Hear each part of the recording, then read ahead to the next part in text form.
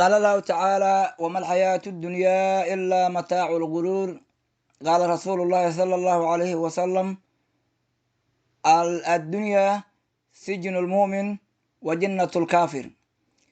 ولا ليال الله سبحانه وتعالى وحول ليهي وما الحياة الدنيا إلا متاع الغرور. الدنيا دو ما أهن إلا وحير إتكلم معنا يا ما أهن. الدنيا دو ما أهن إلا وحير كسوقات أديكو قد dalbaday ee qadadii intii soo socotay xoogaa dhan lahoo afdhow ah shaah ama rooti ama wax yaroo kusii korata lagu keeno waxaas lagu siiyo hadday yar yihiin iyo hadday badan yihiin macno kuguma haysa adiga maxaa macno kugu hayo qadada dabka saaran ee aad sugayso ama lagu dalbay taasaa kuu muuqata adiga waxaan ka sukeeyo dhan wax macnaa kuguma fadhiyaan. Soomaalidu waxay tirahdaa hashu qawiga uma jeedee qadigay u jeedaa. hashu qawiga uma jeedee qadiga ayay u jeedaa. geelo magoo tillaabsahayo oo uu rabo inuu qadiga soo goosto qawigan ka sokeeyo ee uu ku dhacayo uma jeediyo. asiga ulajeedkiisu wuxuu yahay inuu qadiga iyo caleentaas uu soo qabsado. mago walaalayaal ulajeedkaynu ha noqdo aakhiro. waxaan ka sokeeyo dhanna yay wax kula ahaanin wax ku meel gaara oo iska dhammaanayo oo kullu man calayha faanin wayabqaa wajhu rabbika duljalaali walikraam. wax kasto waa dhamaahan ilaa ilaahay wejigiisa ma ahane. wixii aad hormarsatay ee aad xagga dhigatay oo ilaahay aad u dhiibatay qaanadiisa taas waa goonideeda markaasi tahay. laakiin dhadhalaalkan adduunyada nagu haysto awlaadan badan haddii alla ku ron yahay xoolahan badan haddii alla ku ron yahay dhadhalaalkan ilaahay muxuu leeyahay falaa tucjibka amwaaluhum walaa awlaaduhum inamaa yuriidu allahu liyucadibahum. nabi maxamed waxaa laleeyahay yay ku kadinin maalkooda iyo awlaadooda iyo dhadhalaalkooda waxba hau arkin bal ilaahay wuxuuba rabaaba inuu ayaga ku cadaababa. muga aayaddu nabi maxamed way kusoo degtay oo asiga ayaa malaku jibriil usoo dhiibay dabcan laakiin kuma ekeen asi waayo hadday ku ekeeday 1442 sano kabacdi dib looma isticmaal lahayn aayadda. laakiin aayaddu maalintay soo degatay ilaa maalinta la gaarayo yawmalqiyaamaha isla aayadda waa ma isbedelaysa. muga walaalayaalow qof kasto iyadoo aayaddaas lagu akriyey ha ka dhigo ha iska soo qaadaba. rasuulku waa kuuna leeyahay addunyaa malcuuna wamaa fiiha malcuun ilaa dikrallahi. adduunyada waa la lacanaday waxa ku dhex jiran waa la lacanaday ilaa dikriga ilaahay iyo daacadda alla maahanin.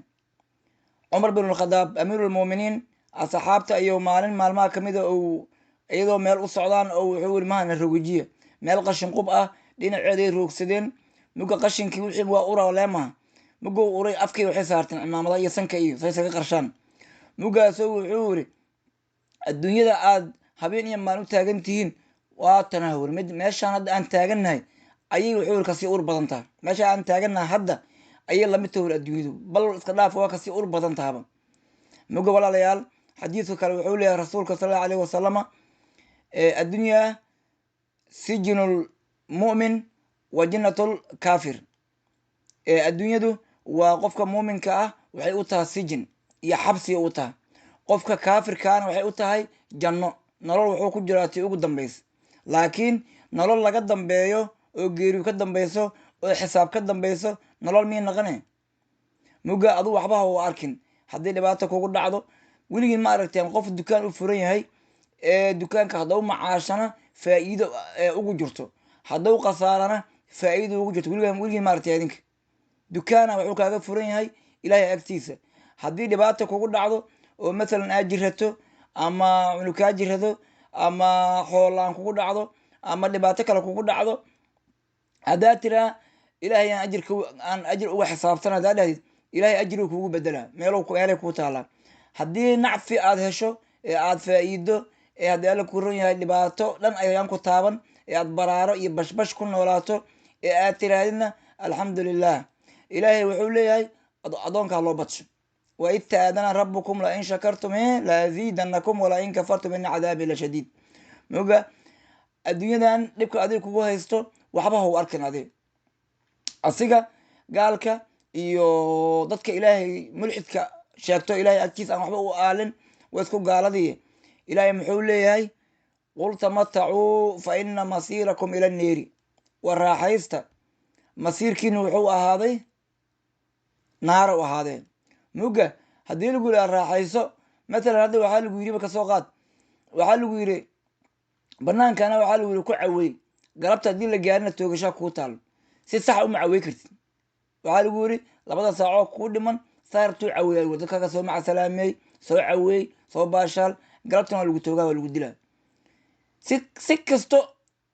oo waqti laguu siiya xataa waxaa dareemaya inaad dhimeen oo lagu dilaa ma cawey kartid muga qof oo ilaahay inuu ka dambeeyo og inuu dhimaayo og in jinno iyo naar jiraan og kuma gelin inuu adduunyaas ku dhajiyo adduunyada laguma dhihin ka carar laguma dhihin qol isku soo xir laguma dhihin cibaadada u go bal cibaadada waxaa lagu yiri 8 saacna soo shaqayso 8 saacna cibaadayso 8 saacna hurdo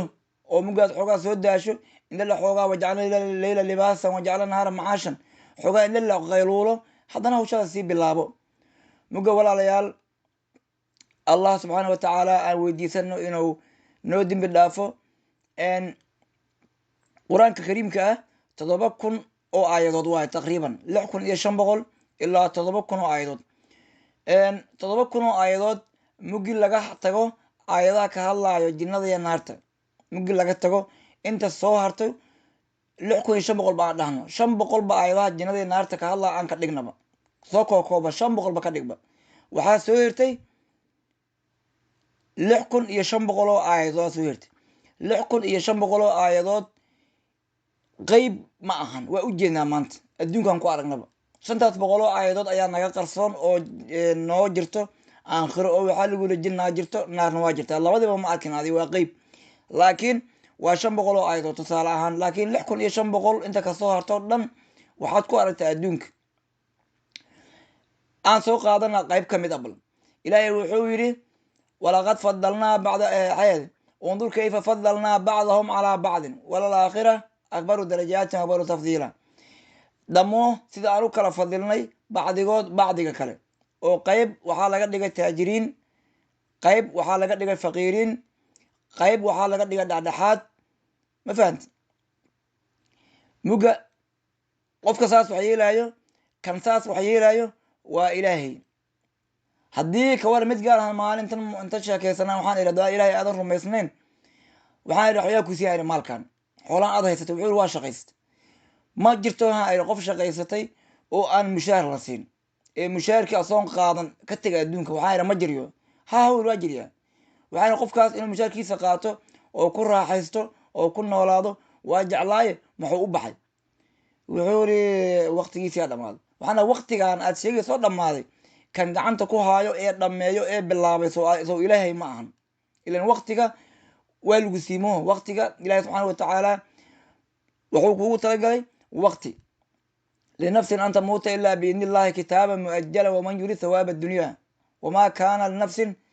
an tamuuta ilaa biidni illahi kitaaban muajalan naf lama qaadaayo mana baxayso ilaa waqti go-an oo cayiman ayay ku baxeen ma ahane muga gaalkii waxaan irinayow haddaad tiraa ilaahay ma jiro oo waxaan waa naatuur haddaad tiraadid macnaheedu waxay tahay inaad akhtiyaarkaaga u nooshahay haddaad tira akhtiyaarkiiga u noolaanaana macnaheedu waxay tahay inaad tiraaho dowladdan ee aan ku hoos noolnahay ee maamulka leh ee madaxweynaha leh ee wasiirada leh inaad tiraa looma baahno haddaad tiraa dowladdan looma baahno waxaa laga yaabaa maalin haddaad shaqaysato maalinta labada mushaarkaaga jidka loo istaagaba kala dambeyn male waa lagu dhaca walema marka maxaad u malayna marka adduunkan dhan dowlad kala hagto inuu u baahan yahay marka waxaa u malayna marka ilaahay adduunkan wuxuu u soo diray madaxweyne iyo madaxweyne ku-xigeen labadaas uu soo diray labadina waxaa waaye qaala allahu tacaala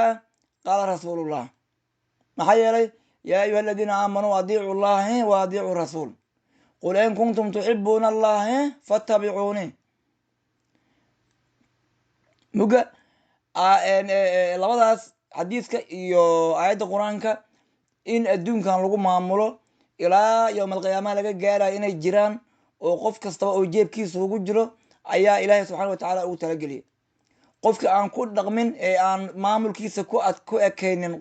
qur-aanka iyo xadiidka rasuulka sallallahu alayhi wasalam waa la weydiiha maalinta yowm alqiyaamaha waxaa la leeyahay waqtigi waan ku siiyey oo aad soo nooleeday waxaad ku qabatay waqtigi aan ku siiyey ee aad soo nooleed nucamirkum maa yatadakaru hay aayaddi awalam nucamirkum maa yatadakaru fiihi man tadakara wajaakum النذير فذوقوا فما للظالمين من نصير fiiri yani waqti aa lagu siiyey 15 16 17 18 40 30 60 ilaa daarta 100 bes ka dhaba 100kaas nabina waa lagu soo diray oo wax kuu sheego wamaa kunaa mucadibiina xataa nabcatha rasuula ma cadaabayno ilaa aan uga soo dirno nabi runta u sheego waaniyo xaqa fahansiiyo ay ku daydaan ilaa aan uga soo dirna ma cadaabayno fiiri ilaahay ku dulmi maayo adigu ha dulminin maxaa yeelay ilaahay nabi maxamed salawaatullahi wasalaamu caleyh waa dhihi kariyey aniga awlaad iyo xaasasa ay gu xariireen waxaan diinta u shaqeeyaha 2 saacadood sida anku hadda aan samayno qaarkeen maba shaqeeyaanba qaarkeena saacad 2 saac ay qaataanba aan dhahno waa dhihi kari anigu waad ka seexa waa dhihi kari laakiin naxariista ilaahay iyo waxyiga barakadiisa iyo khayraadkaas iyo damqasho uu naga damqanayo iyo uurku taalo aan ku hayno oo ilaa yowm alqiyaamaha wuxuu leeyahay yaa ummatii ummatii yaa ummatii ummatii yaa ummatii ummatii ummadayda dhamo ilaa yowm alqiyaamaha wuu kaa fikira nugu walaalayaal ilaah subxaana watacaala aan u tooba keenno waqtiga aan haysano waa kooban yahay ummadihii naga horreeyey 100 sano ay noolaayeen iyo 10 sano annaga cumrulqaalibkeyna nabiyullah maxamed wuxuu yiri ummadeyda cumrigeeda waa 60 ilaa 70 80 dad gaarna waa jiraan dad 100 gaarna waa jiraan dad ka yaraadana waa jiraan laakiin cumrulqaalibka baabuurka aad wadato haddii lagu yidhaha baabuurkan 2 sano ka bacdi geed waxaa jirta laleeyahay cameram silig ah oo baabuurta laga bedelo anku aan naqaano kulle wadamadan waa laga isticmaalo malaynaa oo qurbaha intooda badan haddii lagu yidhaaho baabuurkan 2 sano ka bacdi amba 2,000 kilomitr siliga ka bedel haddii lagu yidhaaho 1,000 iyo bar haddaad gaarto waxaad bilaabee lacagtii adigu bedeli lahayd iyo waqtigaad qabsaheen inuu 3,000 ku gaartiin waa laga yaabaa oo hadda 2,000 haddii lagu yidhaho 2,000 hawaanba qasab maahan laakiin waxaa waaye rekomandeereyn wax la yidhaha waaye يعني oo abiiso lagu sii hayo waa nabigu wuxuuna siiyay abiisadaas inaan ka faa'iideysano in waqtigayna waa kooban yahay aan diinta ilaahay gelino in waqtigayna waa tirsan yahay aan wixii aan awoodno oo daacadda ilaahay aan ku buuxino culimadu waxay dhihi jireen qalbiga maran waxaa galo shaydaanka guriga marana waxaa galo shaydaanka maxaa yeelay guriga hadduu maran yahay jinni iyo shaydaan soo galayo qalbiga hadduu marayaan waxaa soo galayo shaydaan bal adigu hadda tijaabi bal 10 daqiiqo meel fadhiisa kale waxba ha qaban telefoon ha ku mashquulin 10 daqiiqo meel iska fadhi kale akhriya adduun labadaba ha gelinba qasab waxaa ah shaydaanku waa kuuma ogola inta xala fadhida